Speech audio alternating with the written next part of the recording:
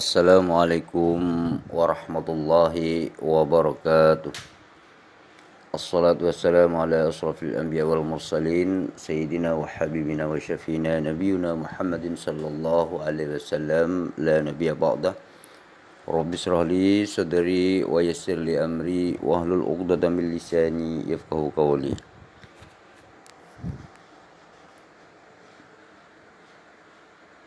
Para sahabat yang berbahagia, jumpa lagi dengan Hasan Madura masih dalam channel yang sama.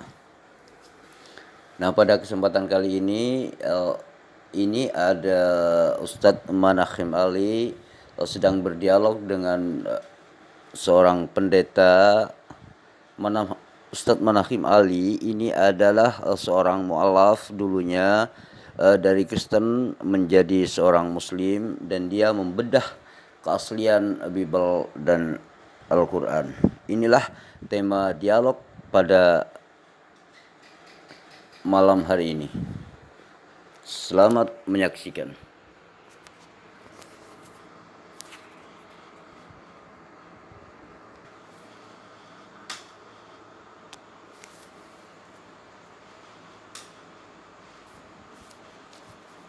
Kitab suci umat Kristen Ortodok. Ini kitab suci umat Kristen Katolik. Allahus Samad dihitung 2, lam yalid wa lam yulad dihitung 3, wa lam yakul lahu kufuwan ahad dihitung 4. Kalau Bapak Ibu yang punya Quran, Bismillahirrahmanirrahim tidak dihitung. Baru qul huwallahu ahad dihitung 1. Allahus Samad dihitung 2. Lam yalid wa lam yulad dihitung 3, wa lam yakul lahu kufuwan ahad dihitung 4. Bunyi ayatnya berbeda atau kata tidak?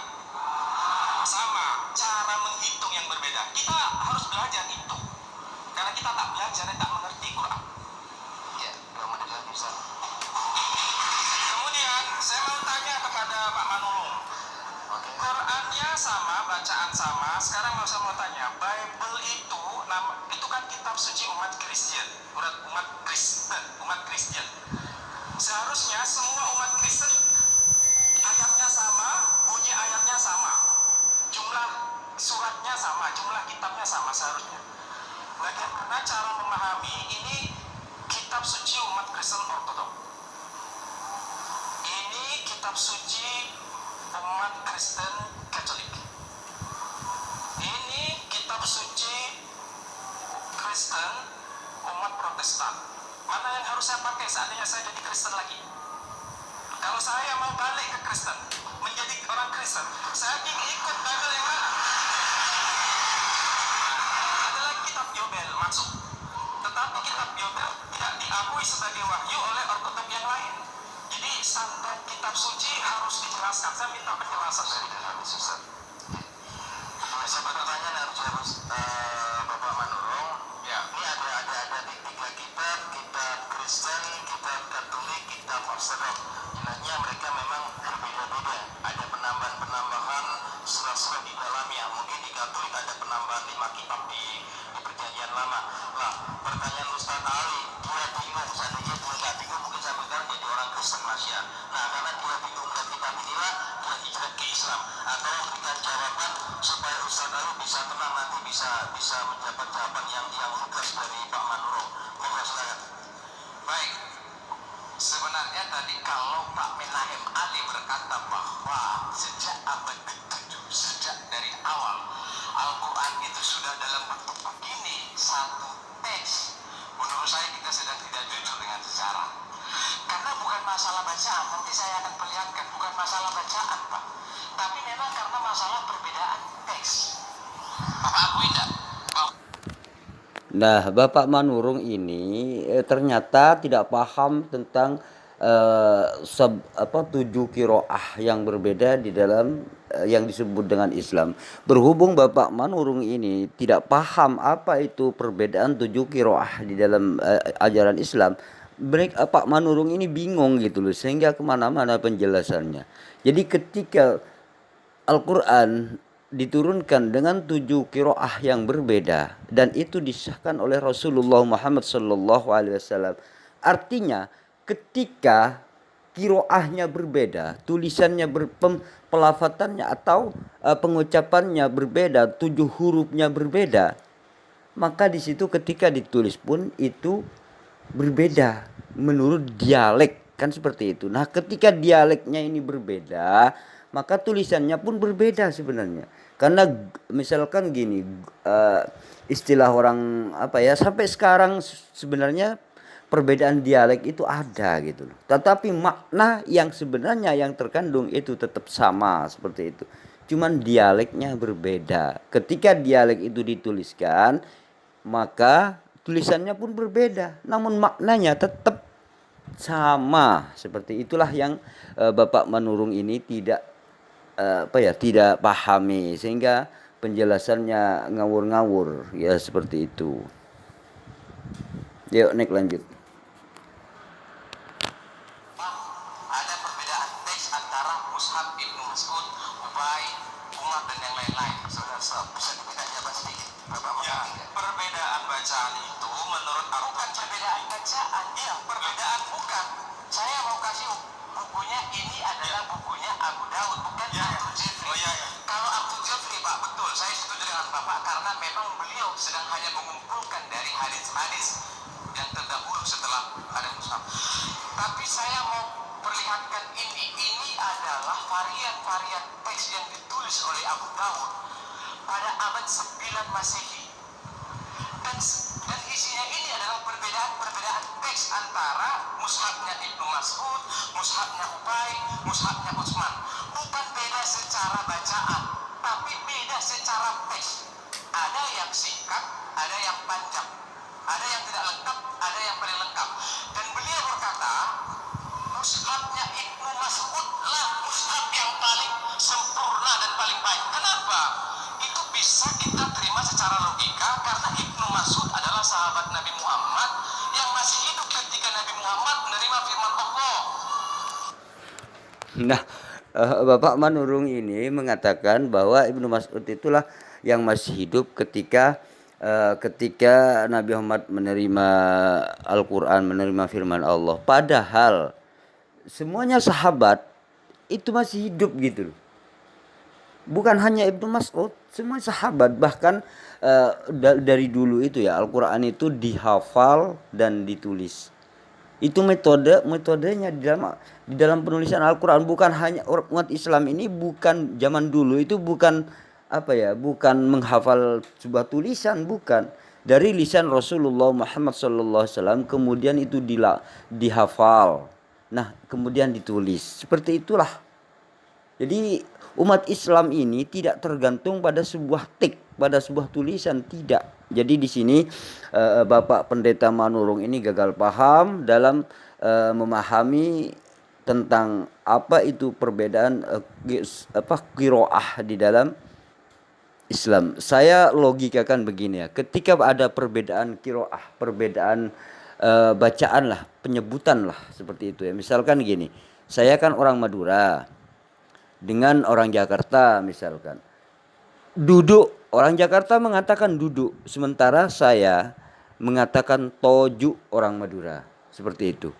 Ini kalaupun ini maknanya ini sama sebenarnya. Maknanya sama, enggak ada perubahan. Tetapi di sini ya, ketika ditulis apa yang saya dialekkan itu saya tulis toju. Dan kemudian orang Jakarta mengatakan duduk. Secara teks ini memang kelihatan berbeda, tetapi maknanya itu sama, gitu loh. Pemahamannya sama, maknanya sama, tidak merubah makna. Makanya Al-Quran ini dikatakan diturunkan dengan 7 dialek yang berbeda. 7 huruf, terdiri dari 7 huruf yang berbeda. Seperti itulah. Kemudian pada zaman Sayyidina Utsman, karena Rasulullah Shallallahu Alaihi Wasallam ini adalah orang Quraisy, maka Al-Quran ini kemudian disatukan menjadi dialek Quraisy sesuai dengan Rasulullah Muhammad Shallallahu Alaihi Wasallam. Seperti itulah pemahamannya. Tetapi di sini pendeta gagal paham seperti itu. Yuk naik lanjut.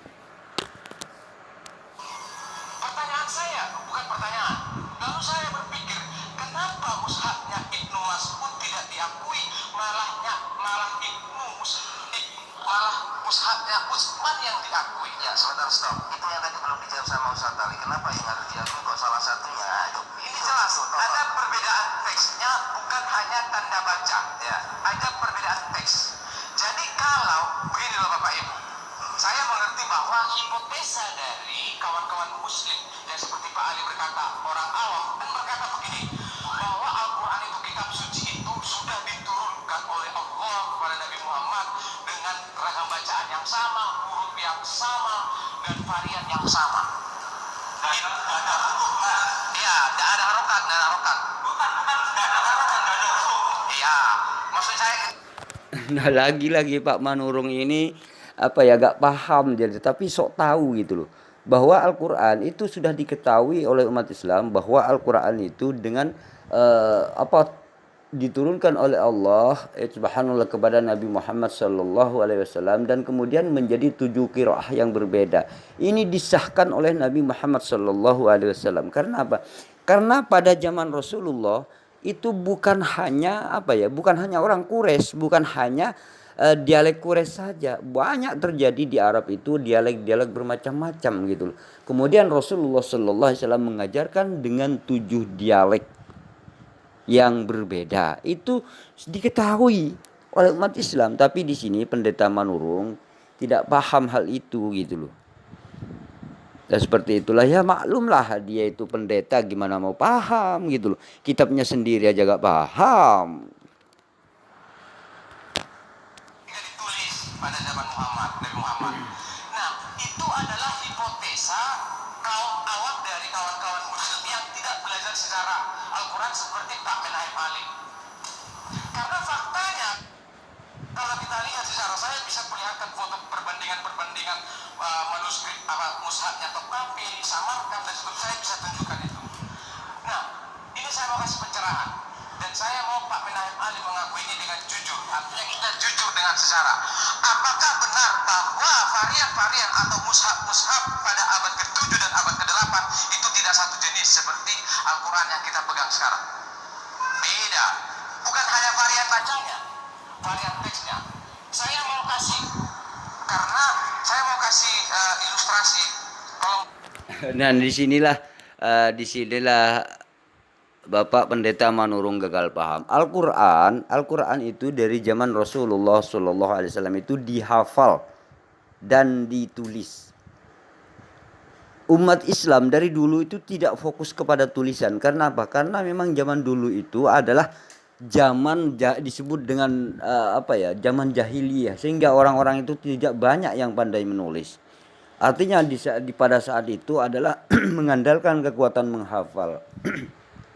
Sampai sekarang pun kebiasaan menghafal umat Islam pada kitab sucinya itu jutaan manusia menghafal Al-Quran gitu.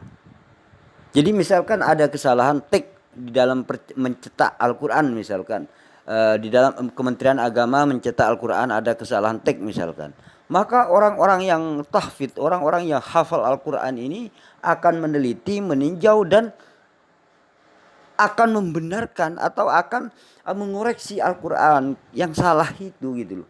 Jadi Al-Quran ini sudah berada di dalam hatinya umat Islam. Jadi jutaan umat Islam hafal Al-Quran. Jadi ketika ada salah cetak dalam percetakan, maka kesalahan itu akan diketahui oleh para penghafal Al-Quran ini. Seperti itulah. Jadi beda dengan kekristenan. Kekristenan ini kan fokus pada sebuah tiknya. Karena memang Kristen ini nggak tahu isi kitabnya itu. Ketika tiknya salah, orang Kristen ini salah gitu loh. Karena tidak tahu isinya sebenarnya gitu. Jadi ketika misalkan Bibelnya salah cetak, misalkan salah cetak atau salah terjemahan, maka orang-orang Kristen ini akan mengikuti sesuatu yang salah ini gitu loh. Inilah perbedaannya. Jadi Pak Manurung ini, Pendeta Manurung ini menurut saya sih tidak paham apa-apa tentang sejarah Al-Quran seperti itu. Berikan saya waktu Pak Makrus, mungkin 2-3 menit.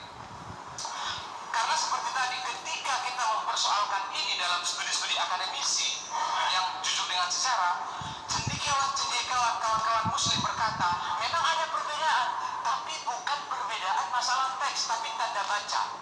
Lalu kalau kenapa Utsman menyuruh orang-orang untuk membakar mushaf-mushaf yang lain seperti mushaf-mushaf yang ditulis sebelumnya? Oh, itu supaya menyeragamkan tanda baca. Nah, di sini Bapak Manurung, Pendeta Manurung lagi-lagi gahar. Ibnu Mas'ud adalah pengajar Al-Quran. Nah, jika sekarang ya, misalnya sekarang aja ya, gak usah jauh-jauh ke Ibnu Mas'ud. Sekarang aja, kalau orang disebut pengajar Al-Quran, ahli di dalam Al-Quran, maka dia itu akan mengajarkan dengan sebuah tafsirnya. Dengan sebuah tafsirnya atau dengan maksud-maksud ayat, terkandungan ayatnya. Nah, otomatis di situ ada penafsiran-penafsiran ayat tersebut. Nah, coba Anda bayangkan kalau seorang gurunya itu orang Arab, otomatis penafsirannya, tulisannya pun ikut berbahasa Arab. Jadi kalau ini apa ya, untuk orang yang misalkan baru belajar, ini akan kesulitan karena apa, sama-sama bahasa Arabnya. Jadi Al-Qur'annya bahasa Arab, kemudian yang tafsirnya di bawahnya ditulis dengan berbahasa Arab juga gitu.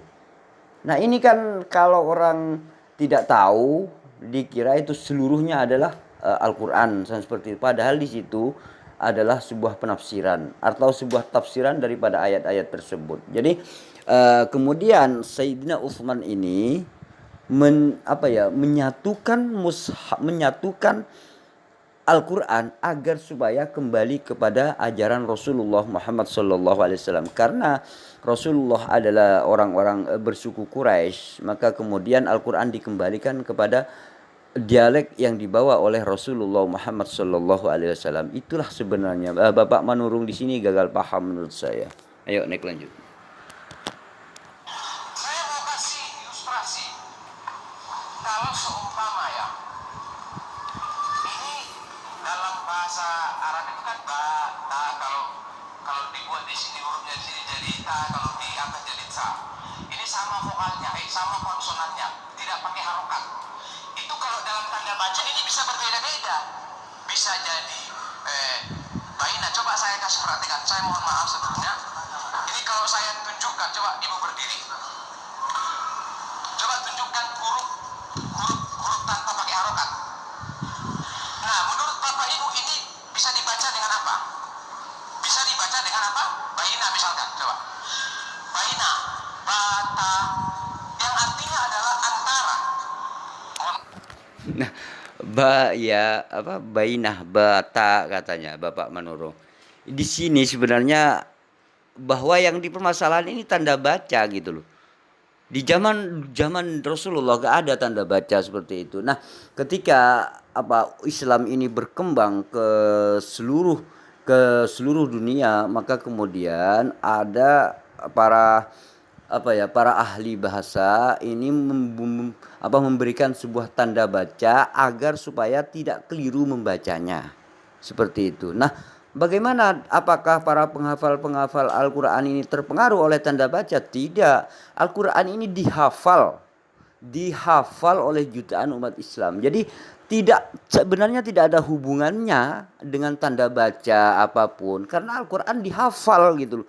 Mungkin karena Bapak Manurung ini adalah seorang pendeta, seorang Kristen, maka dia itu menganalisa ini seperti Bible gitu loh. Karena apa? Karena Bible ini kan gak tahu isinya, kemudian diterjemahkan, walaupun terjemahannya itu salah, kemudian para jemaatnya ini ya yang salah itu yang dia imani gitu loh. Karena memang gak tahu aslinya seperti apa, gak tahu, sehingga banyak orang-orang, bahkan ya orang-orang Kristen mengakui kesalahan terjemahan di dalam versi LAI.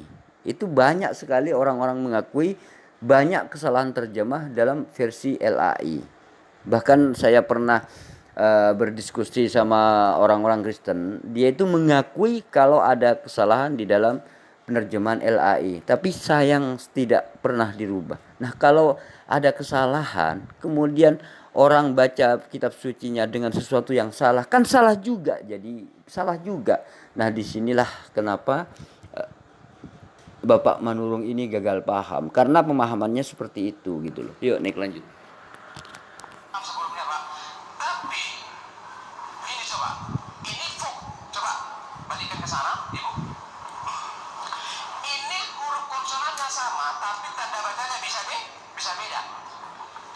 bisa nggak? Coba mbaknya coba melihatkan ini. Bisa dibaca dengan apa? Bintun. Yang artinya jadi anak perempuan pakai huruf konsonan yang sama, tapi kalau dipakai harokat, ditambahkan harokat, jadi beda pengertiannya. Lagi-lagi Bapak Manurung ini sama. Jadi konsonan kata arti di sini tanda baca yang dipersoalan. Padahal Al-Qur'an tidak terfokus pada tanda baca. Al-Qur'an ini tidak terpengaruh dengan tanda baca karena Al-Qur'an ini dihafal oleh jutaan umat Islam gitu loh. Gak terpengaruh. Tanda baca itu dibuat oleh ulama, oleh para ahli bahasa agar supaya memudahkan orang di luar Arab untuk membaca seperti itu. Untuk membaca. Bukan ini ya, bukan apa ya, nggak ada hubungannya sebenarnya dengan Al-Quran ini gitu. Artinya dengan keaslian Al-Quran ini gagal paham Bapak Manurung, tidak ada kaitannya dengan keaslian Al-Quran. Jadi ini ulama mengarang agar supaya orang di luar Arab ini mudah untuk membaca bahasa Arab seperti itu, tulisan Arab seperti itu agar gak salah paham. Seperti itulah sebenarnya. Gak ada hubungannya Al-Quran. Kalau Al-Quran itu dihafal oleh jutaan manusia, gak ada pengaruh ke sini gitu loh. Ayo Nek lanjut. Satu lagi yang ingin saya tunjukkan. Ini huruf konsonannya sama, tapi kalau ditambahkan harokat bisa jadi beda. Jadi baina artinya antara.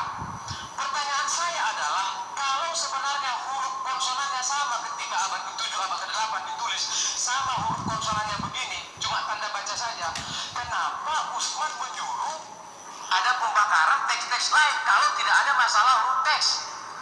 Kalau masalahnya hanya di tanda baca, mestinya kan tanda bacanya aja yang diperbaiki, bukan disuruh bakar.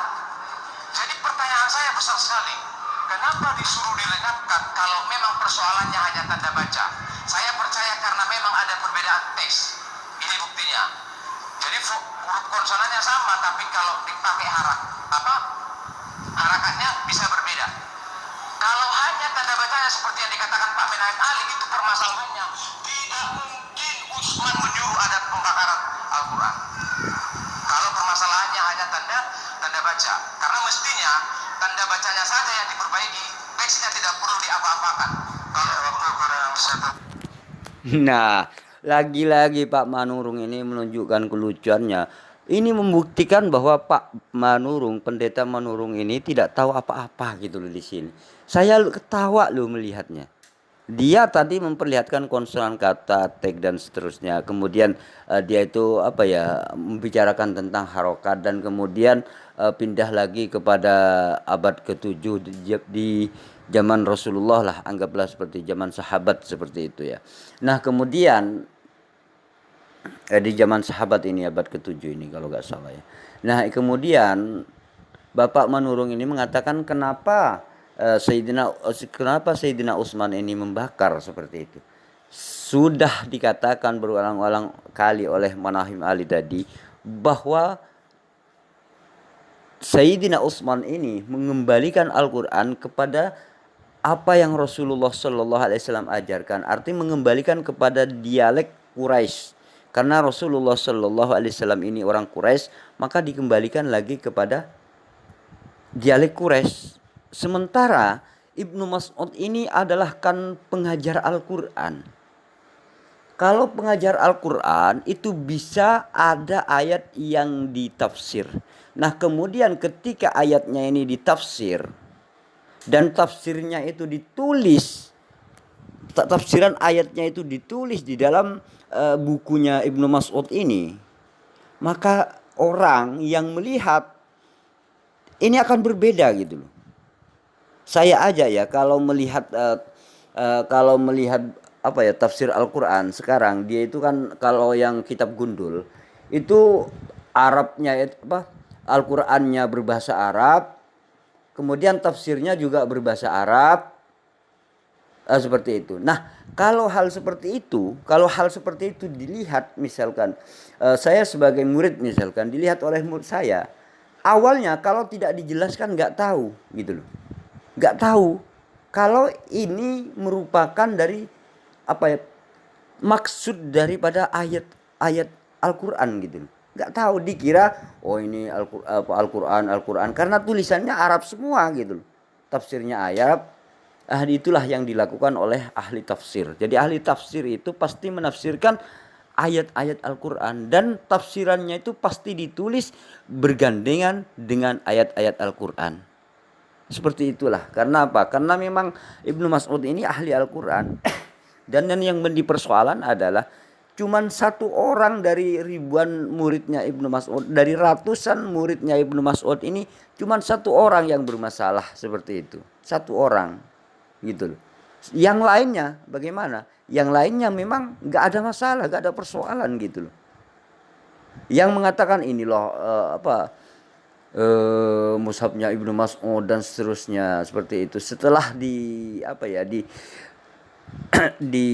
zaman Sayyidina Utsman, maka Sayyidina Utsman ini kemudian mengembalikan kepada mushafnya yang dibawa oleh Rasulullah sesuai dengan apa yang Rasulullah ajarkan, yaitu mushaf Quraisy seperti itu. Artinya di sini suku Quraisy seperti itu. Artinya Al-Qur'an ini memang diturunkan dari tujuh qiraah yang berbeda. Seperti itu, 7 huruf yang berbeda. Itu sudah diajarkan, disahkan di zaman Rasulullah. Gak ada persoalan di sini umat Islam. Bapak Manurung ini menurut saya sih gagal paham. Karena apa? Karena pemikiran Bapak Manurung ini memang sesuai dengan kitab sucinya sendiri, Bible gitu loh. Ketika salah terjemahan di dalam Bible, maka salah semua. Kalau di dalam Islam enggak seperti itu, Bapak Pendeta Manurung. Kalau di dalam ajaran Islam itu Al-Qur'an itu dihafal oleh banyak sekali, bahkan sekarang pun jutaan umat Islam hafal Al-Qur'an. Jika ada kesalahan teks di dalam Al-Qur'an, kesalahan cetak di dalam Al-Qur'an, maka para penghafal Al-Qur'an inilah yang membetulkannya, seperti itu. Jadi umat Islam gak berdasarkan teks, tidak. Beda dengan Bible. Kalau gak ada teksnya gak tahu isinya gitu loh. Inilah perbedaan antara umat Islam dengan umat Kristen. Ada perbedaan. Jadi, ya, tolong berikan jawaban apa yang menjadi pertanyaan tadi dipertanyakan oleh Ustadz Ali supaya nanti bisa clear. Jadi berikan jawaban. Baik, ini saya harus kembali jujur kepada Alkitab. Kalau Pak Menahem Ali berkata Alkitabnya orang Katolik sama, Protestannya itu orang yang Katolik Protestan berbeda dengan Alkitabnya orang Katolik, berbeda dengan Ortodoks, berbeda dengan di sini di Ethiopia sana. Saya berkata itu betul dan itu fakta. Tapi Bapak Ibu Saudara, bagi kami itu tidak ada masalah. Kenapa tidak ada masalah? Ada alasan-alasan bagi kami untuk tidak harus memakai kitab Apokripa. Jadi kalau tadi kitab Katolik yang dikatakan oleh Pak Menahem itu berbeda, itu namanya kitab Apokripa, seperti kanon kedua. Jadi ada 14 kitab yang lebih, itu harus saya akui ada. Nah, tapi ingat, kitab Apokripa itu baru dimasukkan kepada kanon kedua abad ke-15 di Konsili Trente. Jadi sebenarnya dari abad pertama sampai abad ke-15 Alkitab kami satu dengan teman-teman Katolik. Satu, cuma 66 kitab.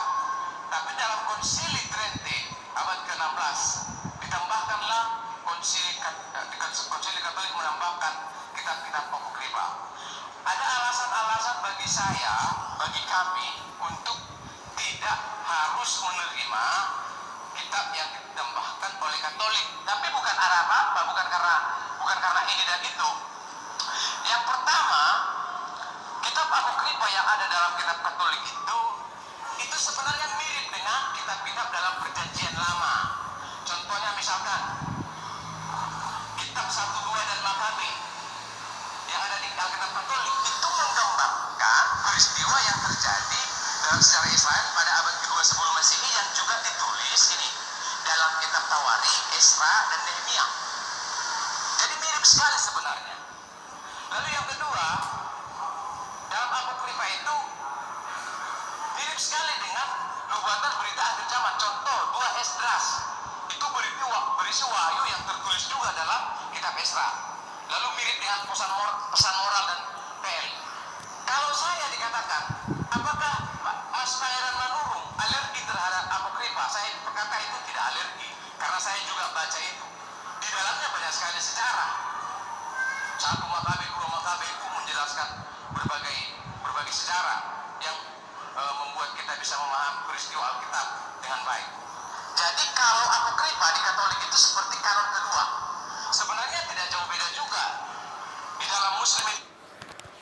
Nah, Bapak Pendeta Manurung ini sebenarnya mengakui kalau memang Bible ini, kitab sucinya ini bukan firman Tuhan gitu.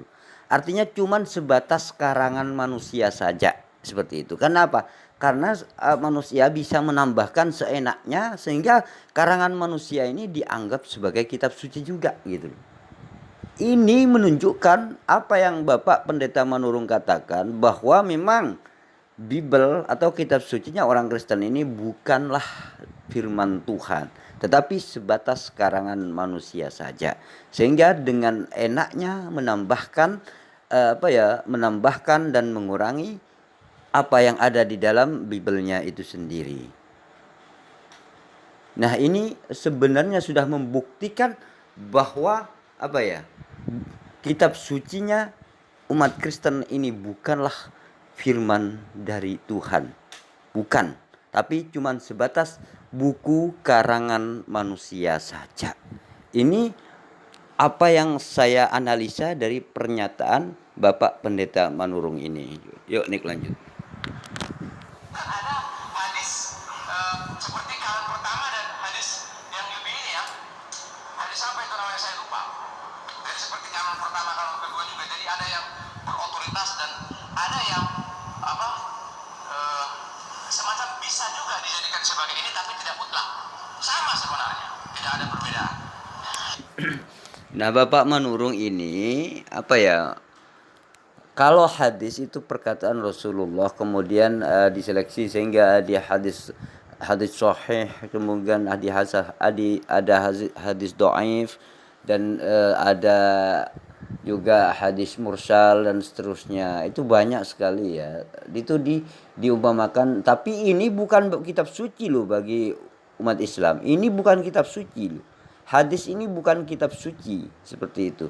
Nah, di sini malah saya melihat Bible-nya pendeta Bapak Manurung ini lebih amburadul, karena ada tambahan-tambahan yang ditambahkan oleh Katolik seperti itu.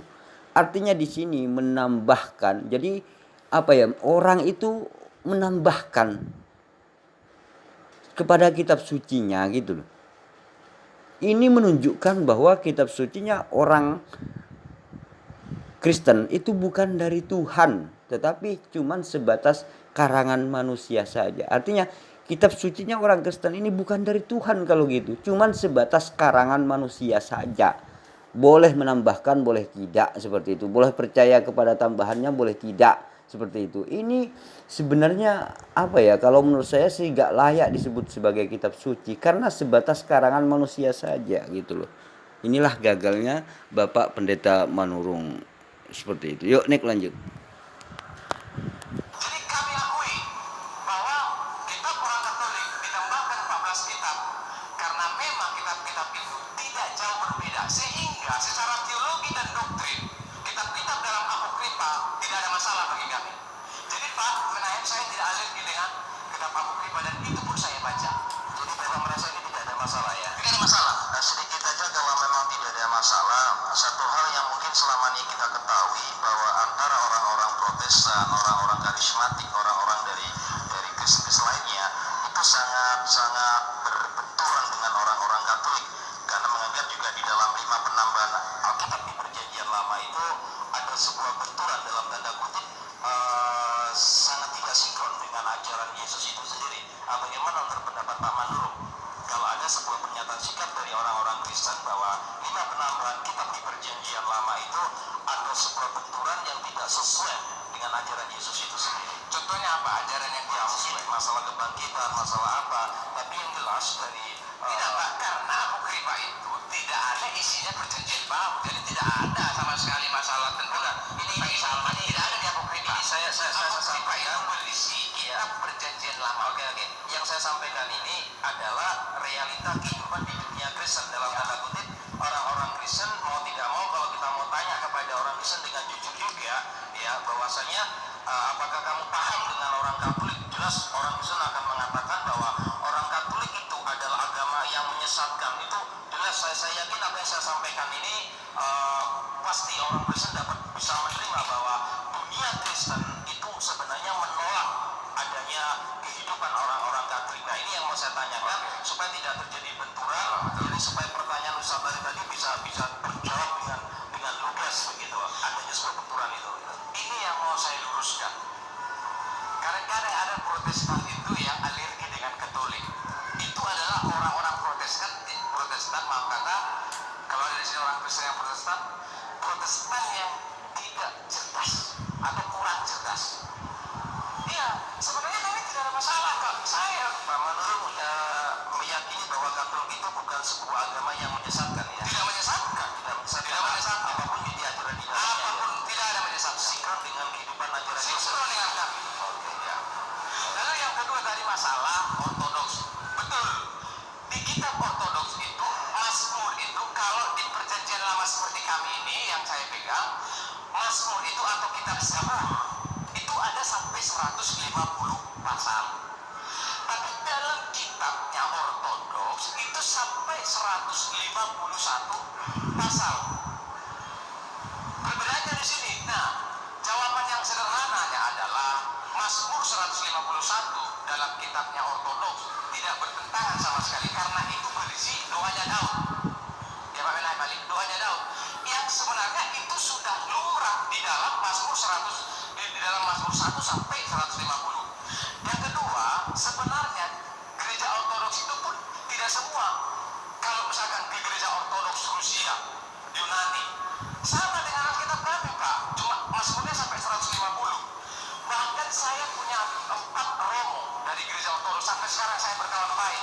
Bahkan saya pernah ikut sholat juga, sholat hari Sabat, hari Sabtu. Saya lihat Alkitabnya juga sama dengan kami. Jadi memang itu gereja ortodoks yang di sana, yang sama sekali isi doktrinnya pun tidak ada berbeda. Nah, kalau saya bandingkan dengan Quran, mari Pak Menai Bali yang belajar secara dengan baik, saya akui. Saya baca tulisan Bapak dan saya, walaupun literaturnya revirasi, nanti bisa saya tanggapi buku Bapak. Nah, di sini Bapak Manurung ini secara secara tidak sengaja mengakui bahwa di dalam kitab sucinya umat Kristen itu sendiri itu sangat berbeda-beda.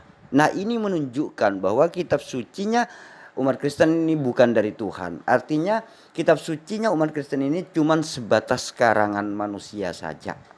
Seperti itu. Artinya di sini ajaran manusia seperti itu. Jadi ketika ada orang mengikuti kitab sucinya Bible ini, maka dia itu secara otomatis cuman mengikuti ajaran manusia, bukan ajaran dari Tuhan, karena dasarnya memang karangan manusia seperti itu. Beda dengan kitab suci umat Islam. Kalau kitab suci umat Islam ini jelas sebenarnya. Artinya kitab suci Al-Quran ini isinya firman Allah. Artinya dari Allah, dari Tuhan langsung seperti itu. Yang disebut dengan Al-Quran ini adalah firman Allah semua. Seperti itu. Jadi kitab suci umat Islam ini adalah firman Allah semua. Nah, di sini menunjukkan bahwa umat Islam mengikuti ajaran dari Tuhan, ajaran dari Allah Subhanahu wa taala. Bukan karangan manusia Al-Quran ini, gitu. Tidak boleh ada satu orang pun menambahkan atau mengurangi Al-Quran. Tidak boleh. Tidak boleh ada yang menambah dan yang mengurangi, tidak boleh. Karena apa? Karena kitab suci Al-Quran ini adalah firman Allah Subhanahu wa ta'ala. Dan sedangkan Bible ini cuma sebatas karangan manusia. Jadi ketika ada orang mengatakan mengikuti Bible, maka dia itu otomatis mengikuti ajaran manusia seperti itu, karena memang Biblenya sendiri karangan manusia seperti itu, bukan dari Tuhan seperti itu. Yuk next lanjut. Mari Pak, kita jujur dengan secara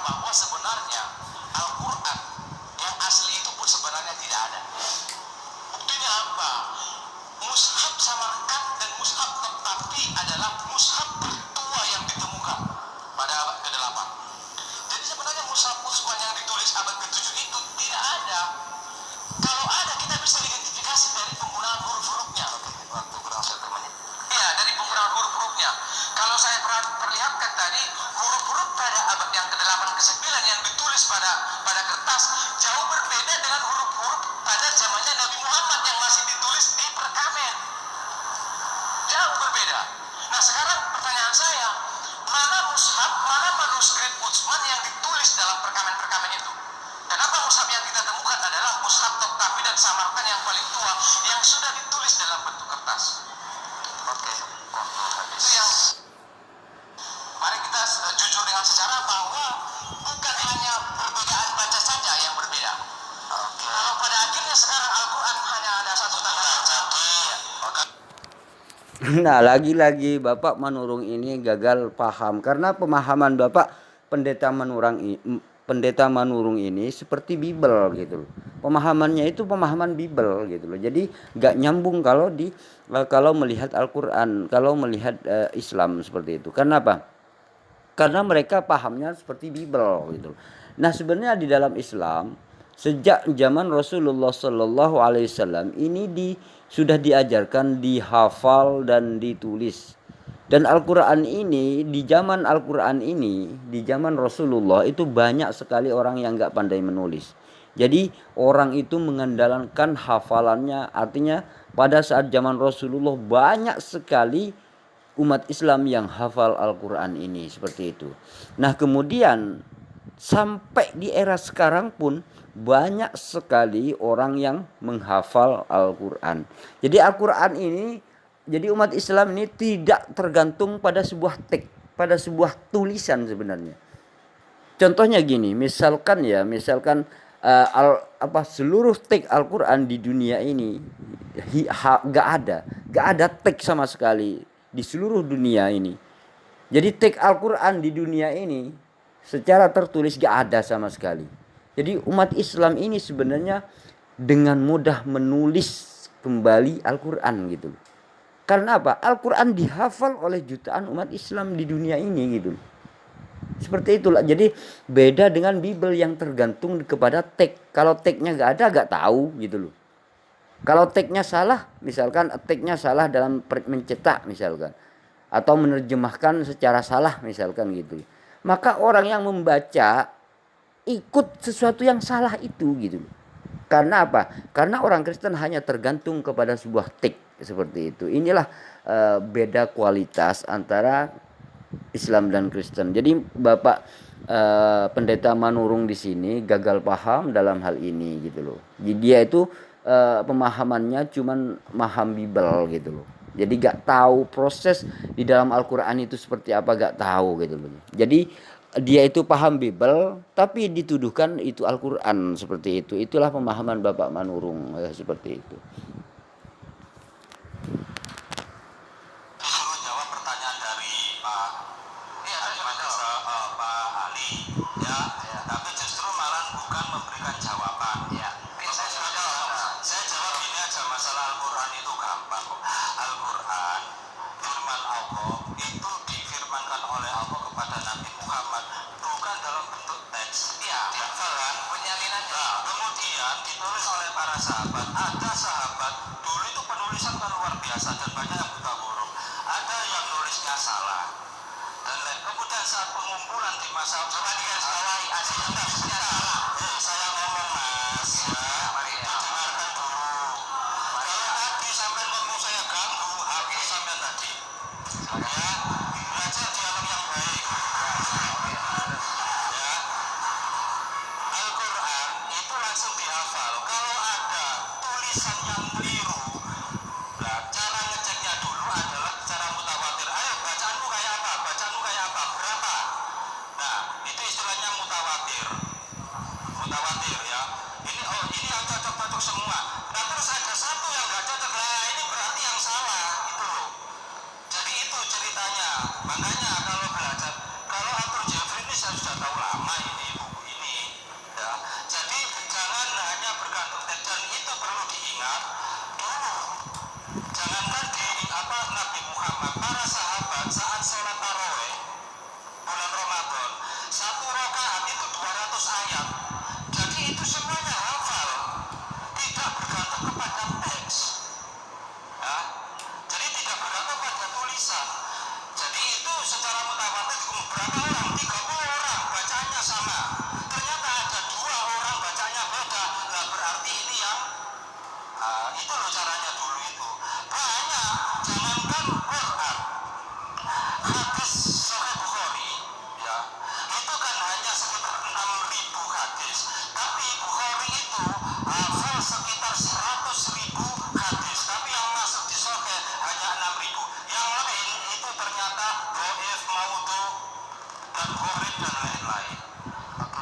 jadi itu ya, percuma ngomong sama masalah teks-teks, banyak teks yang salah. Jangankan dulu, sekarang saya aja nulis sering keliru kok itu. Kita belum semua pembicara kita. Ya, kalau tadi kita sudah mendengar menggarisbawahi, hari ini saya bisa temukan seorang pembicara Kristen yang juga punya satu langkah keberanian sehingga ada satu titik temu keadilan dalam dalam saya melihat banyak pembicara. Jadi poinnya tadi, kalau selama ini dengan tegas umat Islam, orang Islam, tokoh-tokoh Islam memberikan satu pernyataan sikap bahwa Alkitab Bible yang dipegang oleh orang Kristen saat ini itu rancu dan sudah tidak asli lagi, alias palsu.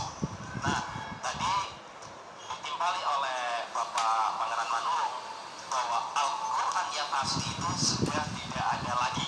Nah, berarti Al-Quran yang dipegang oleh orang Islam sekarang ini sudah tidak asli lagi, alias rancu juga. Itu tolong dicatat, nanti menjadi bahan program tanya jawab. Yang kedua, saya merasa juga senang ya, tadi sempat saya menyitir apa yang disampaikan oleh Ustadz Ali tentang masalah beliau menyatakan saya tidak suka hal yang bersifat debat. Tapi di sini sebenarnya ada satu gaya satu tali menali antara Ustadz Masud dengan Ustadz Ali. Kalau saya melihat memang Ustadz Masud itu dalam kapasitas beliau itu memang dalam dialog beliau ahli debat. Tapi kalau Ustadz Ali, kalau saya lihat dalam kapasitasnya beliau itu dialog dalam ahli dalam bidang seminar. Jadi yang satu pelan, yang satu volume meninggi. Jadi itu ada sambung menyambung. Kalau pelan terus mungkin nggak ada semangat. Kalau keras terus nanti jadinya rancu. Jadi mungkin itu ada satu tali menali antara Ustadz Ali dengan Ustadz Masud. Demikian pun juga apa yang disampaikan dengan Bapak Manurung tadi, ada satu bahu membahu. Tapi yang perlu digarisbawahi, nanti saya minta tolong ada 5 penanya dari Islam, 5 penanya dari Kristen. Saya minta tolong yang ditanyakan betul-betul yang punya bobot, jangan sampai menanyakan hal-hal yang tidak ada artinya ya. Jadi betul-betul saya minta tolong dikonsep betul pertanyaannya yang berbobot. Baik, waktu yang selanjutnya akan kami berikan kepada pembicara. Ya, nanti ada pembicara masih ada. Iya, mau tanya. Ya, untuk selanjutnya kami akan serahkan kepada pembicara yang terakhir, yaitu Bu Maya Abibail. Kepada beliau kami berikan waktu 10 menit untuk bertanya, 5 menit untuk memberikan pertanyaan kepada pembicara Islam. Monggo Bu, silakan. Ya, tadi Bapak Masud ya berkata Islam harus meluruskan Kristen. Inilah yang sering disampaikan oleh saudara-saudara Muslim, meluruskan, menyempurnakan. Quran itu katanya menyempurnakan. Berarti firman Tuhan itu tidak sempurna ya. Ketika Tuhan itu berfirman, berarti tidak sempurna. Bukankah perkataan Tuhan itu tetap untuk selama-lamanya? Perkataan Tuhan itu tidak berubah. Ya. Yesus berkata di dalam kitab Matius 24 ayat 35, langit dan bumi akan berlalu tapi perkataanku tidak akan berlalu. Jadi perkataan Tuhan itu tetap untuk selama-lamanya. Jadi mana lebih dulu, Alkitab atau Al-Quran? Ya, mana lebih dulu Alkitab? Bukankah Tuhan itu maha kuasa untuk menjaga kitab sucinya? Kalau firman Tuhan itu sudah kita tidak percaya lagi, itu artinya kita sudah tidak percaya lagi kepada kemahasempurnaan Tuhan, kepada Tuhan yang maha kuasa untuk menjaga firman-Nya itu. Berarti kita meragukan kemahakuasaan Tuhan dalam hal ini. Saya tadi kaget melihat Quran yang saya pinjam dari pihak Islam ya, dibawa sama Islam ya Pak ya, sama Quran yang saya baca di rumah yang saya peroleh dari saudara Muslim. Ada perubahan. Misalnya kayak di Ali Imran 45. Kalau yang di Quran di saya itu dikatakan Isa itu adalah diciptakan dan itu ada di dalam kurung. Bukan hanya ada dalam kurung, tetapi juga ada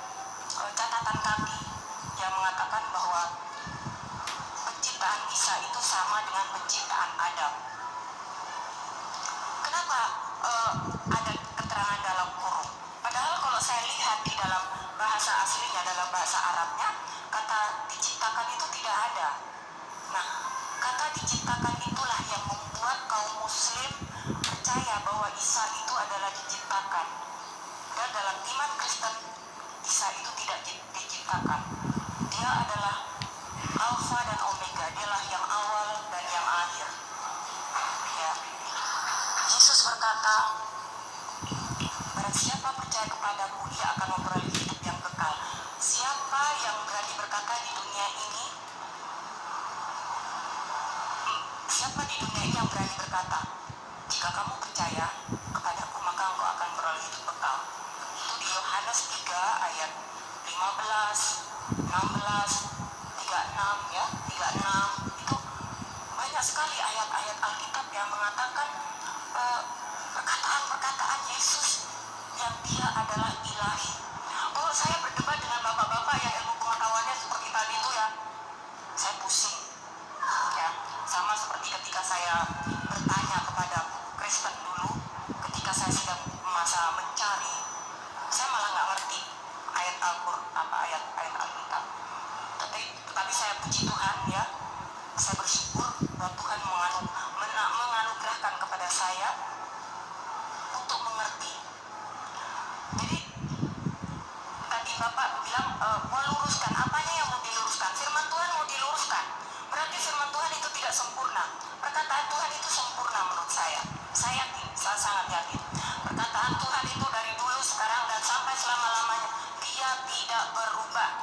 Itu pertama. Terus yang kedua, bukankah Al-Quran itu, Islam itu mewajibkan kaum Islam itu untuk percaya kepada Alkitab? Amantu billahi wa malaikatihi wa kutubihi.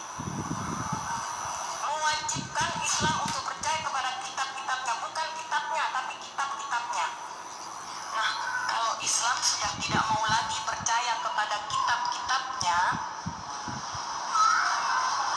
Islam sudah tidak mau percaya lagi kepada kitab-kitab sebelum Al-Quran, berarti sama saja dia tidak percaya kepada Tuhan, kepada kemahasempurnaan Tuhan. Kenapa? Karena dianggapnya oleh Islam firman Tuhan itu berubah-ubah. Tuhan nggak punya kuasa untuk menjaga firman-Nya.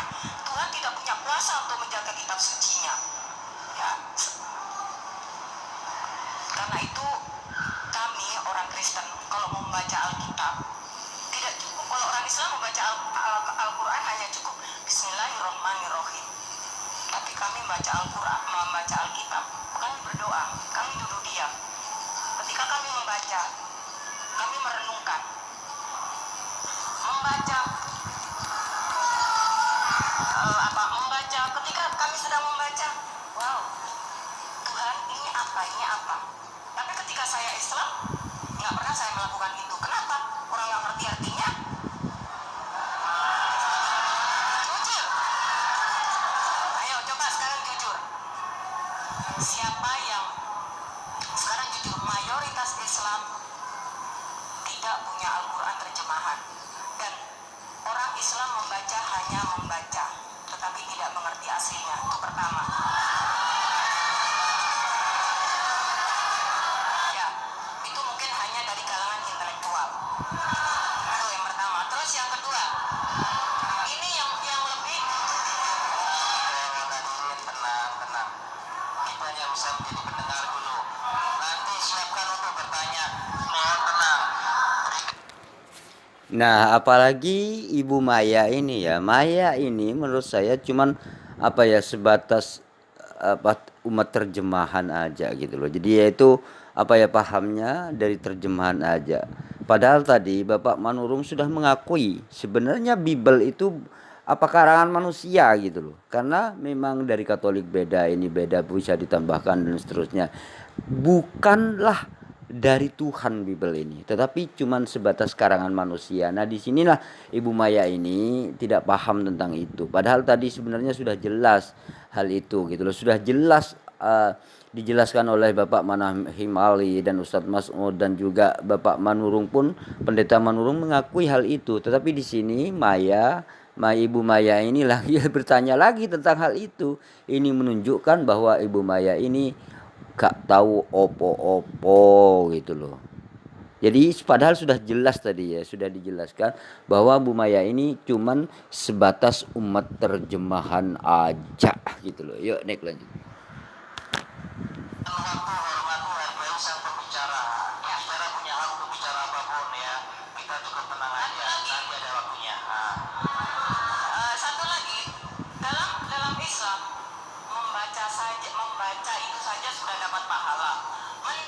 Mendengar saja sudah mendapat pahala walaupun tidak mengerti artinya. Inilah yang membuat Islam itu akhirnya hanya sekedar membaca saja. Tetapi bukan itu yang saya ingin sampaikan. Meluruskan oleh Bapak Ali, Bapak Mas tadi saya tidak setuju karena firman Tuhan itu tetap untuk selama-lamanya. Ya, itu saja Pak. Ya, oke, terima kasih ya Mas Maya. Ya. Kaum muslim muslimat saudara yang terkasih, kalau tadi Bu Maya menyampaikan umat Islam ini baca Quran itu kadangkala sekedar ikro tanpa mengerti artinya.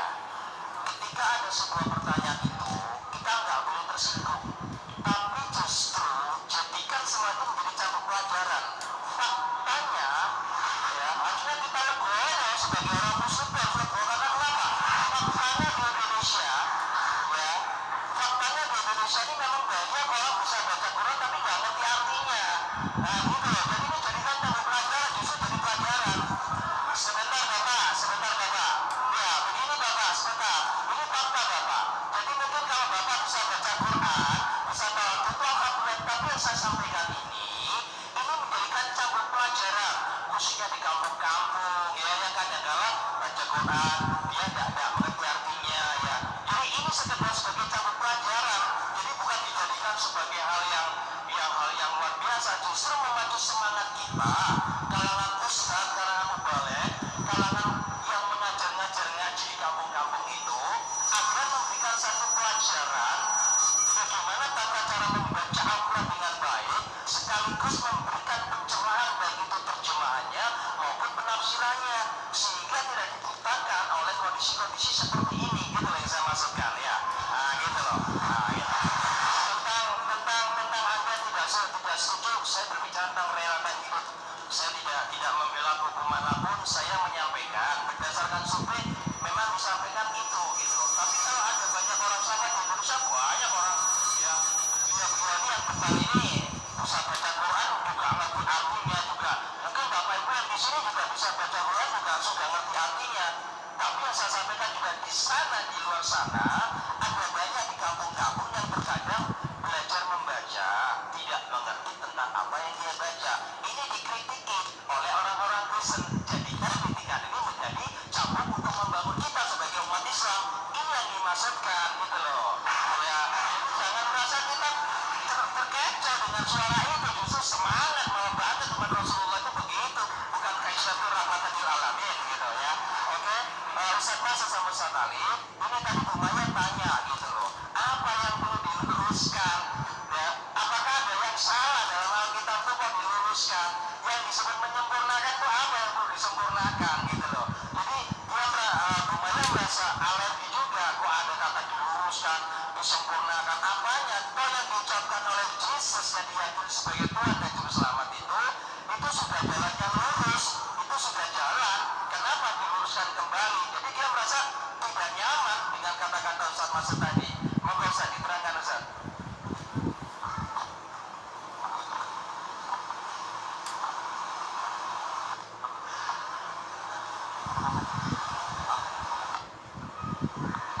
Iya, tentang masalah meluruskan dan menyempurnakan. Yang pertama, bahwa memang Islam itu meluruskan kesalahan-kesalahan dari orang-orang Yahudi dan Kristen. Contohnya, di dalam kitab sucinya orang-orang Yahudi dan Kristen, terutama yang di Perjanjian Lama itu, ada cerita bahwa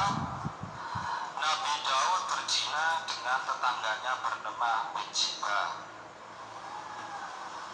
Kemudian ada cerita bahwa Salomo itu lebih cenderung untuk kepada penyembahan kepada dewa-dewa istrinya daripada menyembah Allah. Dan banyak lagi, di antaranya ada cerita Nabi Lut mabuk-mabukan, minum kemudian mabuk sampai telanjang bulan.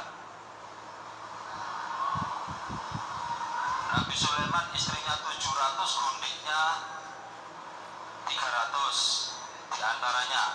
Kemudian juga seperti di Perjanjian Baru, contohnya seperti di Indonesia ini juga, Yohanes pasal 13 ayat 13, katanya bahwa Yesus mengatakan, engkau mengatakan aku ini guru dan Tuhan. Memang aku adalah guru dan Tuhan.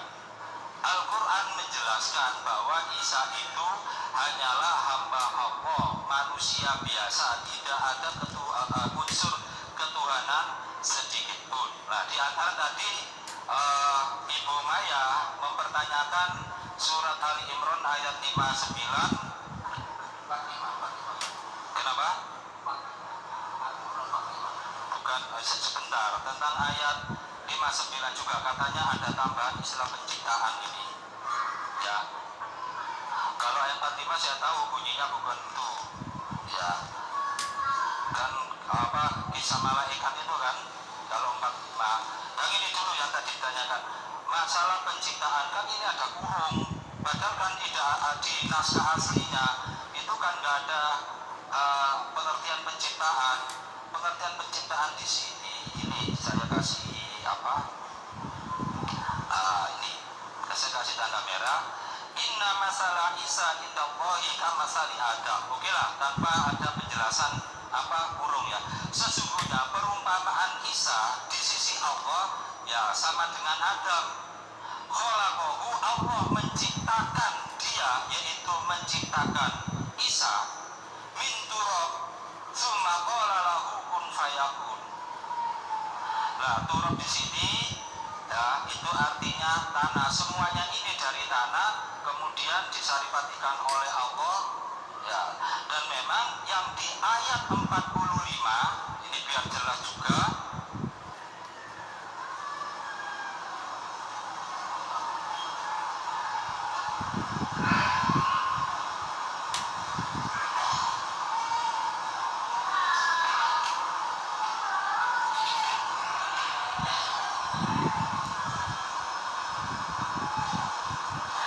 qalatil malaikatu ya Maryam innallaha yubasyiruki bikalimatin min husmuhul masihu Isa bin Maryam wajihan fid dunya wal akhirah wa minal muqarrabin. Ayat ini dipakai oleh orang Kristen sebagai pengukuhan bahwa Yesus itu adalah firman Allah yang hidup.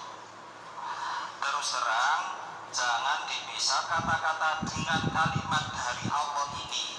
Pengertiannya yaitu Allah menyatakan kun fayakun, jadilah. Jadi semua benda-benda baik yang hidup maupun yang mati ini semua tercipta karena firman Allah yaitu kun fayakun, jadilah maka jadilah ia. Oleh karena itu di alam ini semuanya, terutama yang benda-benda yang kita lihat ini memiliki kandungan ayat Allah. Di dalam istilah akidah Islam ada ayat kauniyah, ada ayat qauliyah. Yang ayat kauniyah biasanya orang sekuler menyatakan sebagai natural law, hukum alam, padahal itu adalah dari Allah. Kemudian ayat qauliyah yaitu firman Allah berupa Al-Quran itu ya. Kemudian ya wajihan fid dunya wal akhirah, bahwa Nabi Isa itu terkemuka di dunia dan di akhirat, betul. Tapi di sini tidak sebutkan satu-satunya terkemuka, enggak ya. Jadi ingat, wajihan artinya terkemuka.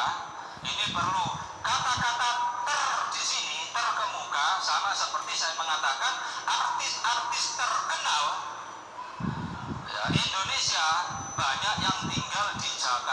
terkenal itu bukan satu orang, banyak. Ya, nah ini waktunya sudah. Ya, jadi perlu diingat ini. Kan sementara ini banyak dipakai kelompok misionaris mengatakan di Al-Quran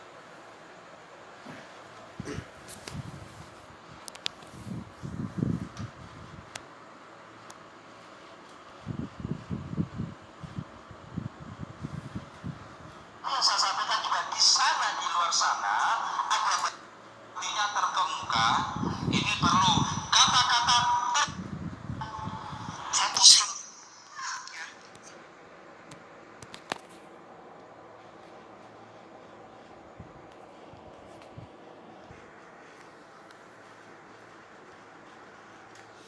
Ya begitulah tadi hasil dari dialog antara Ustadz Manakhim Ali seorang mu'allaf ini dan juga pendeta Manurung dan Ibu Maya ini yang mengaku-ngaku seorang murtadin. Namun apa yang dibicarakan oleh Ibu Maya dan Bapak Manurung ini sebenarnya tidak ada kaitannya dengan keaslian Al-Quran seperti itu, karena mereka cuman asumsi-asumsi aja dari tadi.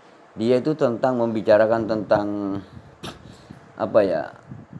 huruf abjad dan seterusnya, dan juga dia itu cuman menunjukkan bahwa harokat dan tanda baca dan seterusnya. Sebenarnya itu karangan ulama sih, tidak ada kaitannya dengan turunnya Al-Quran seperti itu. Karena apa? Karena para ulama mengarang tanda baca itu setelah ada Al-Quran seperti itu. Bukan ini ya, bukan berarti tanda baca itu Al-Quran. Itulah yang saya katakan bahwa Bapak Manurung ini di sini tidak paham gitu loh. Dia mengira tanda baca itu isi Al-Quran seperti itu. Karena apa? Al-Quran ini bukan Al-Quran ini memang firman Allah yang telah dihafal dan ditulis gitu. Artinya di sini umat Islam tidak fokus atau tidak terpengaruh oleh sebuah teks seperti itu, karena Al-Quran itu sudah dihafal oleh jutaan umat Islam. Beda dengan Bible, kalau gak ada teksnya gak tahu isinya gitu. Jadi ketika teksnya ini salah, ketika teksnya di dalam Bible ini salah, kemudian ketika terjemahannya salah, maka orang-orang mempercaya pada sesuatu yang salah ini. Seperti itulah perbedaan antara Islam dan Kristen. Mudah-mudahan ini bermanfaat bagi kita semua, bahwa Islam itu adalah agama yang benar. Innad dina indallahil Islam. Karena Islam memang benar-benar dari Tuhan yang Maha Kuasa, artinya dari Allah Subhanahu wa taala. Sementara agama-agama lainnya bukan dari Tuhan. Jadi agama-agama lainnya ini sebatas karangan manusia saja. Artinya di sini Kristen. Apakah Yesus mengajarkan dirinya Kristen? Tidak. Yesus tidak pernah mengajarkan dirinya Kristen. Kristen itu adalah dari ajaran manusia seperti itu. Nah, mudah-mudahan ini bermanfaat. Innad dina indallahil Islam. Terima kasih. Wassalamualaikum warahmatullahi wabarakatuh. Tapi saya pesan di sini sedikit ya. Mari kita jaga, kita tidak boleh membenci siapapun di sini. Ini cuman forum diskusi dialog berdasarkan ilmiah seperti itu. Nah, ketika kita hidup di luar sana, kita harus menghormati satu sama lain karena kita sesama warga Indonesia.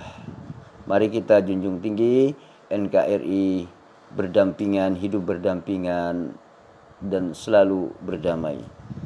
Assalamualaikum warahmatullahi wabarakatuh.